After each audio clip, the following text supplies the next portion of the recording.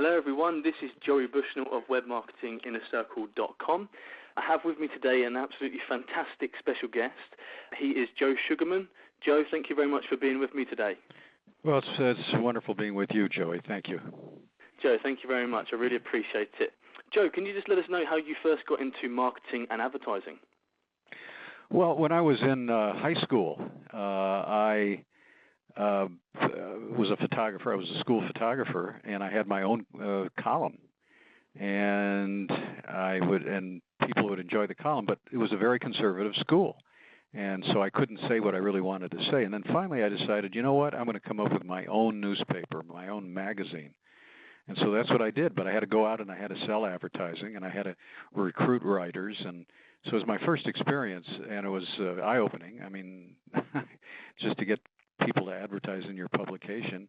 But it was very successful. We made national news for doing it.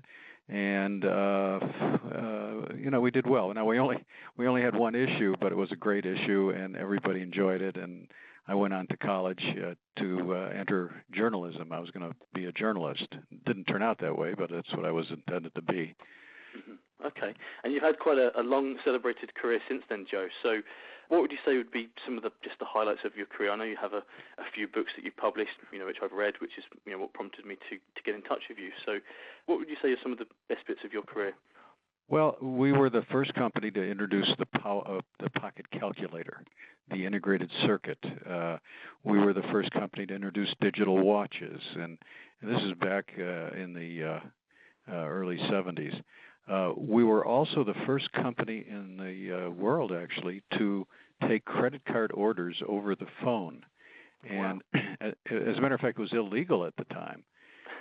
You had to have your customer's signature. But I'd get calls from customers that said, "I need that calculator right away. Well, please, could you send it?" And I said, "Well, I need your signature." He says, "Well, just sign my name." So I would.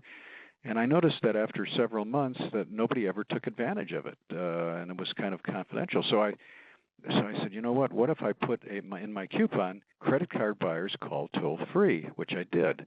And what happened was we were deluged with phone calls because Bell Systems had just come out with their toll-free customer service lines, actually. And so we took advantage of it to sell product. And we did this for like 6 months, and nobody, the credit card companies, instead of preventing us from doing this, just were quiet. And then we get a call from Bell Systems here in the U.S., and they said that, hey, we know what you're doing. We've been following your success. We want to publicize what you're doing and your success in the Wall Street Journal in a full-page ad. So they did, and that really helped direct marketing tremendously because catalogs proliferated during that time. Call centers opened up. I mean, it was just a whole revolution. And it was funny. It was just that one little thing, that serendipitous opportunity that I took advantage of, and it turned out to be a great moneymaker for me. And, of course, it brought the entire direct marketing industry one level higher. Brilliant.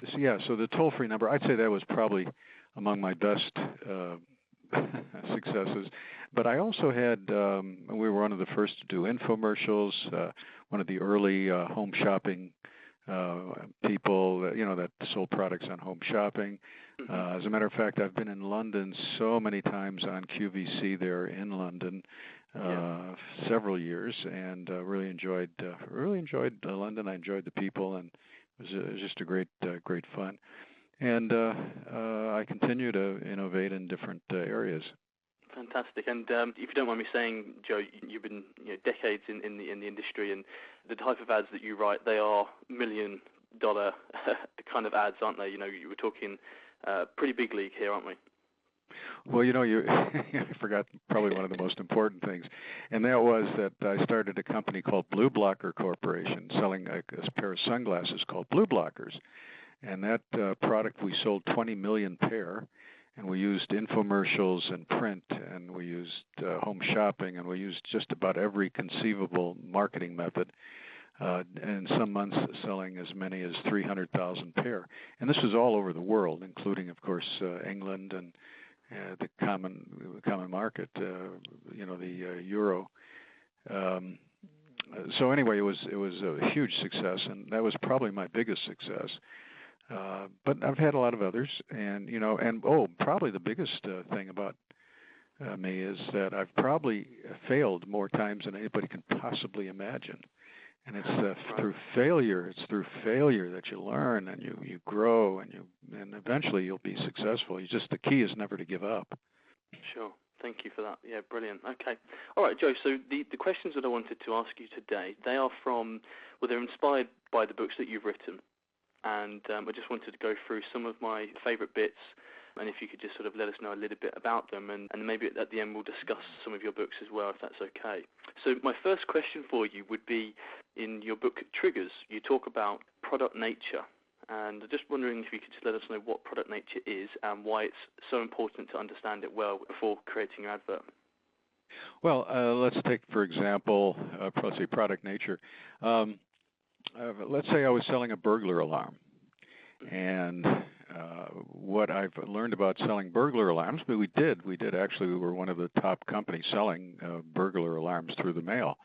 And what I learned was that people would tear out the ad and not respond. They would just keep the ad. And then when their neighbor got robbed, or if there was some bad experience in the neighborhood, then they'd take out that old ad and they'd read it, and then they'd give us a call.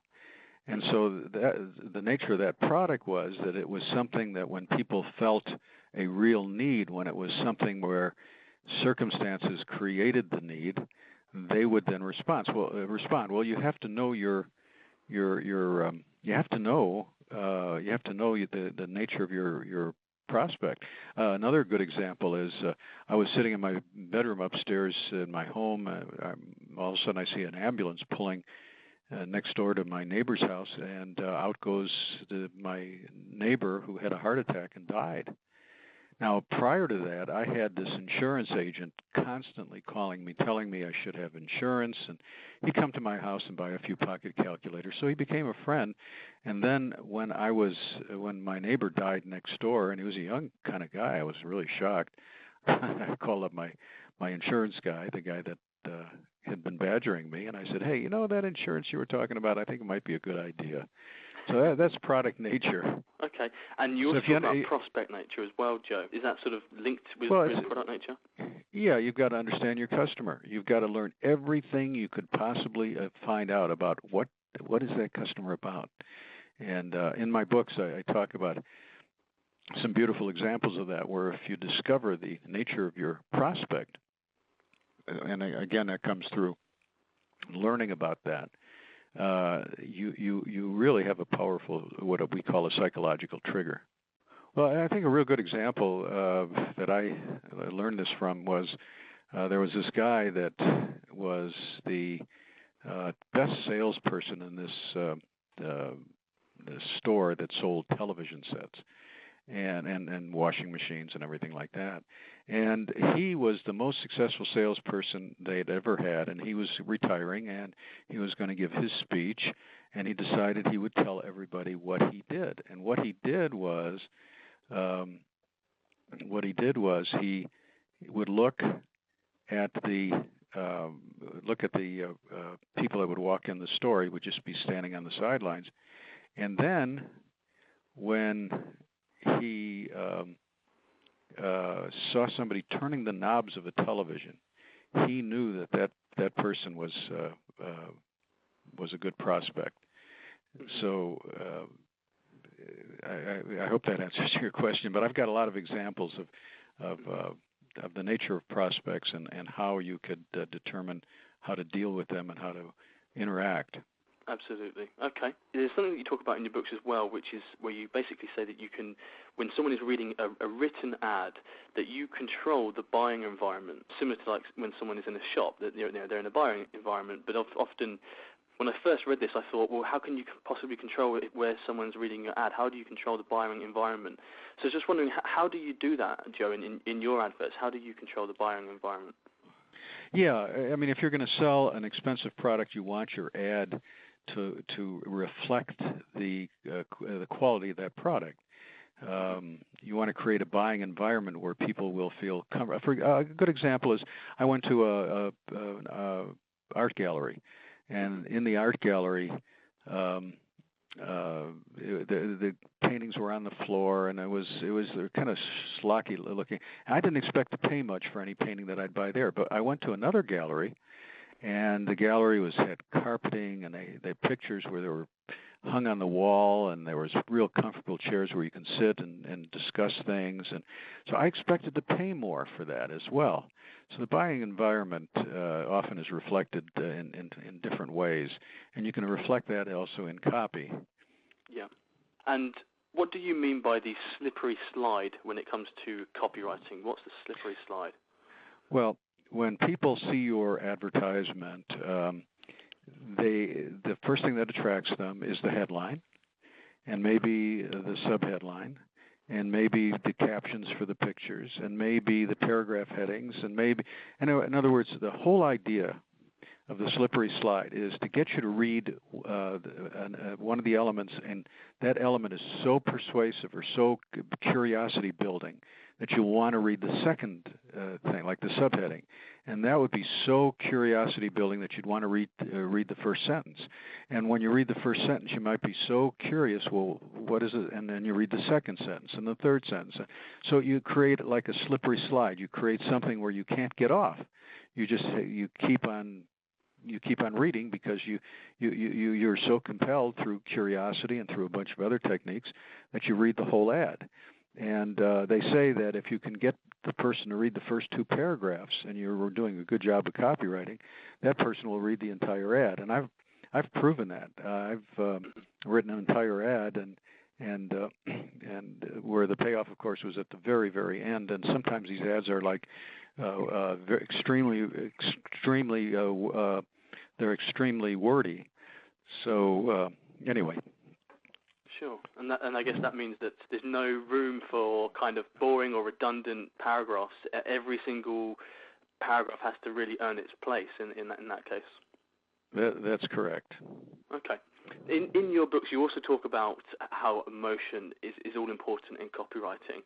There's three emotions that you specifically mention as well that I'd like to ask you about, Joe. So how does guilt come into play in marketing? Well, it's making a person feel a little guilty. You ever get these mailings and they have address labels in there, and they say, please, respond and please send us $20, and you feel kind of guilty because they sent you this gift. Sometimes they'll send you a $1 bill, and they'll ask you to fill out a survey, and you read and you feel kind of guilty because they sent you a $1 bill, but you spend about a half hour filling out a survey, and your time is pretty valuable. So that's kind of guilt. Guilt is used in a lot of different ways, and I talk about several different ways that you can use guilt in causing somebody to take an action and purchase your product. Simply by feeling, gee whiz, I really feel guilty unless I buy this product, or I buy this service. It works for products and services. Okay. And how about hope? You mentioned hope as well. How does that help us with our ads? Well, some products, like for example vitamins, you buy it on the hope. You buy it on the hope that the vitamins that you're buying are going to help you and are going to make you feel better and going to make you healthier and prevent disease or whatever. And it's not something. I mean, it's hope. You're selling hope. You're selling opportunity. You're selling. And in my books, I explain how to use the power of hope to sell things that typically would be very difficult to sell. Sure. Okay. So we've covered guilt and hope, and then last of all, greed. Why should we remember greed when we're writing an advert? Well, because people respond to strong price points, low prices. If you take, we had, for example, a product we started selling for $69.95, and the manufacturer got really $59.95, and the manufacturer got really upset because he said everybody's selling it for $69.95, and you're undercutting everybody. So what we did is we ran an ad, and we said in the ad that, look, we've got the wrong price point, but for the next 2 weeks we'll let you purchase it at this lower price point. And it turned out that little ad that we placed works so much better than the original ad. The bottom line is the people are attracted to bargains. Even if you're a wealthy individual, you will be attracted to value, and that's basically what greed relates to.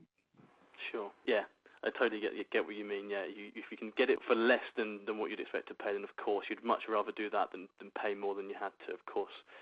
Okay, so my next question, Joe, was you talk a lot about in your books about satisfaction conviction, and that's not a term that I've really heard anywhere else. So what does that mean?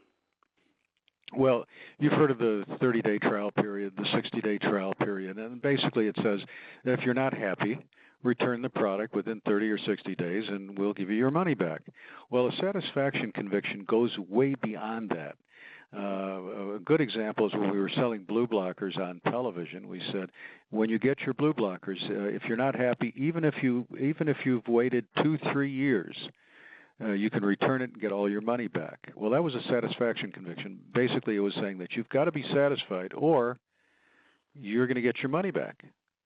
And another example of satisfaction conviction is we were selling a digital watch, and at the time, digital watches were kind of, sometimes there were problems with them. And so we addressed that head on. We said, hey, look, if you have a problem with your digital watch, call us up. We'll send you a loaner watch, and we'll send you a box to put your defective one and send it back to us. Well, that was a good satisfaction conviction, because we were saying that basically if you have any problems at all, we want you to be very satisfied, and we'll replace that, and it won't cost you a penny, and as a matter of fact, we'll send you a loaner watch in the process. So, and that promotion did exceptionally well.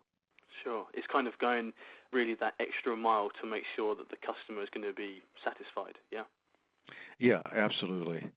You know, all these things could be grouped into three. We have 31 psychological triggers, and all of them could be actually grouped into three different categories. The first category is to create an environment, a buying environment. The second one is to create trust in your prospect. In other words, where the prospect trusts you.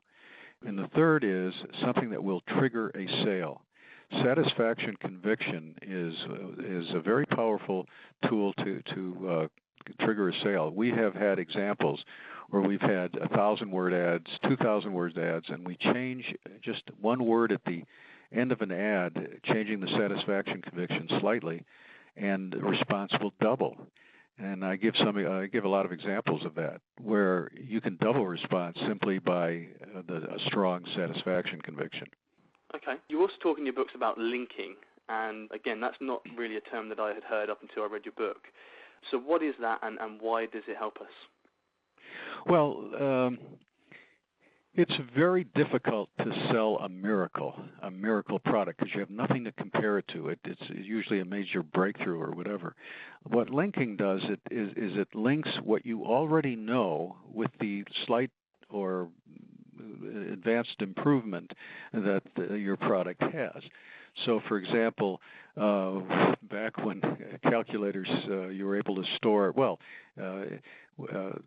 I go back to in the early days of the calculator when Canon came out with a calculator that you could program the memory, and it will hold all your telephone numbers. Now, of course, today that seems almost too simple, right?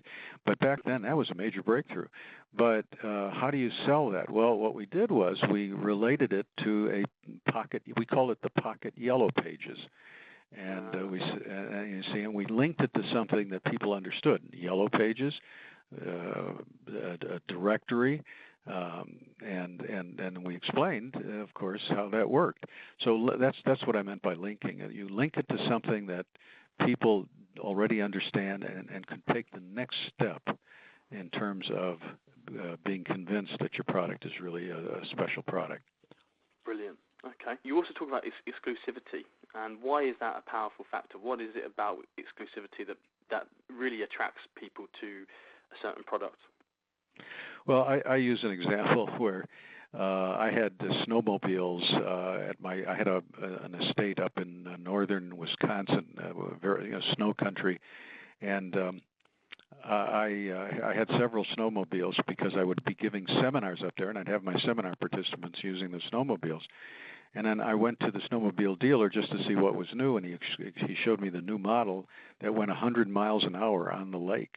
And I said, well, who would care about that? I mean, that's kind of ridiculous. He says, oh, no. He says, you don't understand. This is real popular. In fact, we only have 2 of them, and that's all we're going to get for the whole year. And I said, gee whiz, let me get one then. In other words, because it was exclusive, it attracted me because I wanted something that was really different. And when do you use that? You use that when you're selling art or collectibles or things that are very exclusive and very few people will have. And it's kind of satisfying your ego, really, because you're getting something that very few people have. And if you can convince people, and I show several ways of doing that, if you can convince people of its exclusivity and its rarity, you can trigger a sale. Okay. You also talk about mental engagement, which is kind of leading the prospect to reach the conclusions that you want them to, but you make them feel as if they reach that conclusion on their own. And that sounds quite difficult to me. How would you go around doing something like that, Joe? Well, when we have something to sell, let's say, I use one example in the book of talking about a digital watch that was produced by Seiko that was so much less expensive than another particular model that was very popular. And it was explained, and I did, and I said, and jewelry stores love this because they sell the product for $300, and it only costs them $150. Now, what I don't say is those jewelry stores are making a fortune, and it's the markup that's causing that. But people came to that basically that conclusion. And so it's letting the customer reach a certain conclusion without you having to be very obvious about that conclusion. And that is a very effective thing. People, believe it or not, they when they exercise their brain, they've done brain scans where the brain just becomes alive, as opposed to hand feeding and giving people what the information that they need. By causing them to think, activates the mental mechanism, and people tend to respond to that. And of course, it's much more powerful if someone believes that they've convinced themselves than some. No one likes to feel that someone else convinced them or changed their mind. But if they feel that that's their own conviction, then of course it's much easier to make a sale, surely. Joey, that's exactly right.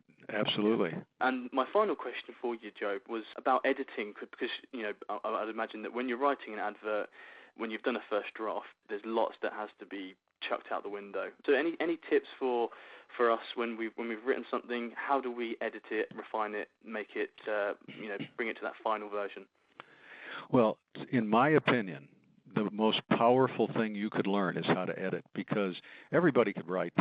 People tend to either write too much or too little, but it's in the editing process that you really refine the ad. And every word has an emotion, and every emotion, you sell on emotion and you justify with logic is basically what it is. So the things I look for in my ads, I look for rhythm, where you start out with a short sentence, then you have a longer sentence, then a shorter, then 2 shorters, then a longer. And in other words, you vary the ads so that they're how could I put it? They're different lengths, and that creates a certain rhythm, and that's really important. The other thing is always look, for example, for the word that.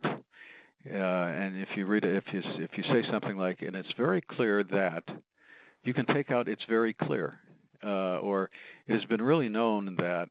You can take out everything before the word that. So if you see a word that, determine if the words that precede that are really that necessary, if you can really eliminate those. You want simplicity in your sentences. You don't want any complicated words. There are always easier ways to express yourself without having to be too complicated. And so, but anyway, the bottom line is, in my book, I talk extensively about the editing process. I go through several examples of things that you could do to tighten up your copy and make it very effective. And by the way, if I haven't mentioned this already, your ability to write copy, your ability to write advertising that sells people, that sells a prospect, that causes a person to buy, is an extremely powerful tool that could build a business literally overnight. And I have several examples in my lifetime of building businesses overnight that didn't exist before I sat down to write the copy. And it's again, it relates to editing, because editing is the key. If you want to be a great copywriter, you want to learn editing, and that's of course one of the things that I teach in my books. Joe, I just want to thank you so much for doing this interview with me. It's been really fun to do this, and the information that you have is given us today is just absolutely brilliant. Can you just tell us a little bit about your books, because I'm sure the listeners want to get more, because like you mentioned, there's 31 psychological triggers, and we've only covered maybe a handful of those today, and I'm sure they want to know all of them. So please tell us a little bit about your books. Well, it's being sold on Amazon.com. I have a book called The Adweek Copywriting Handbook, and the subheading on it is The Ultimate Guide to Writing Powerful Advertising and Marketing Copy from one of America's top copywriters. And in it, I have all the psychological triggers. I have all the various axioms and techniques and things that people don't realize. And this goes beyond the original book, Triggers, which is now out of print. And this one, this particular book has all the psychological triggers and all of the axioms and the techniques, and also a lot of examples of ads and how you can create that slippery slide and how you could link very easily, and all those very helpful things. It's called the Adweek Copywriting Handbook, and you can get it through Amazon.com. It's sold throughout the world, and my biggest thrill is getting letters from people who have read that book and said that they started a business as a result, and they owe their success to have. I'll give you a beautiful example of this. My friends over at Google, they ran a promotion, and they got a response. And then this one guy read my book, and he rewrote the ad, and they ran it again, and they got triple what they normally would have gotten. And as a consequence, I gave a lecture there. I spent 3 days at a seminar teaching them how to write really good, great copy. So these techniques work, and they work very effectively. And the Adweek Copywriting Handbook is, I would say, the book to get. I've written several other books. One is called Advertising Secrets of the Written Word. It's pretty close to the Adweek Copywriting Handbook, although the Adweek Copywriting Handbook is a little bit more recent. I've written a book called Marketing Secrets of a Mail Order Maverick. That's print advertising and how I use that to build businesses and sell product. And then the final one is TV marketing, or TV's, let's see, I forgot the name of it. TV marketing, or marketing secret, TV marketing secrets, or something like that. So it's all about my experiences on television, both in the UK and infomercials and all over the place. And so that's about it. I've written several books. A couple of them are out of print, and I'm considering reprinting them because we still get demand for them. Yeah. And I just want to thank you, Joey, for giving me the opportunity to share some of the ideas with your audience. And any way I could help, please feel free to provide them with my information. I'd be happy to respond. Yeah, brilliant. Thank you, Joe. That's absolutely wonderful. And wherever the listeners are listening to this, there will be links underneath to Joe's books on Amazon. Joe, do you have a website or anything like that where people can kind of, not necessarily your books, but just find out more about you? And is there anywhere they can go for that? I think it's, I'm so far behind on this area, but I think it's Joe Sugarman at, it's joesugarman.com. Okay. And, yeah, and Yeah, that's about it. But if you Google me on the internet, you'll find out a lot of information. It's one thing, you can't keep things private on the internet, Yeah. but you'll find a lot of good information about me on the internet. Sure. Okay. Joe, I just really want to thank you for the time that you've given me today and for the brilliant information. It's going to help the listeners. And please, guys, go out and buy the books as well, because they're really in depth and they're really going to help you out. So, Joe, thank you once again. Well, thank you, Joey. I appreciate the opportunity.